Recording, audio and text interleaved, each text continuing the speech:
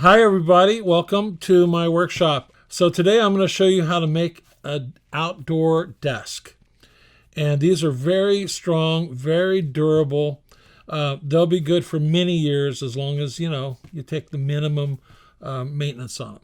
This is as easy as it can get, believe it or not. But you have to have some basic mechanical skills to do this. And we're going to come up with a desk that is incredibly useful and strong. I saw this design originally on an ASNA, Association of Water Schools of North America, COVID-19 Community Hub website. And somebody put up this design. It was a convertible type of a desk, so it can change to a bench or a desk. But I thought it was a little too wobbly, and I wanted to make it fastened very strongly, so it's not convertible, the one I'm going to be making. This is something that can be dragged around from place to place in the campus, can be left outside day and night, and it's going to hold up for many years. What you're going to need is two 2x4s, two 2x6s, 8 feet long, both of them. You're going to need some very good wood glue, strong wood glue. You're going to need some 2.5-inch deck screws. You're going to need some 3.5-inch deck screws. Galvanized is a better material to use because they stand up in the weather better. And the first thing that I'm going to do is I'm going to cut the 2x6s after I measure them 30 inches long, and I need 5 of them. The next thing I'm going to do is I'm going to cut the legs. There's going to be 2 legs for the stool part of it or for the seat part, and then 2 legs for the table part of it. So it's 4 legs total.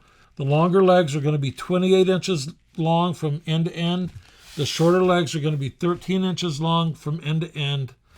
And then the cross piece or support piece, I'm going to make that 30 inches long.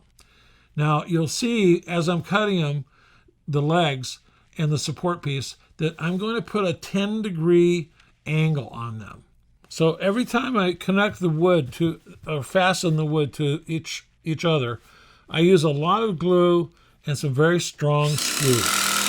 At the end, after it's all assembled, you could actually drill holes through all the connections and put in bolts to make it even stronger.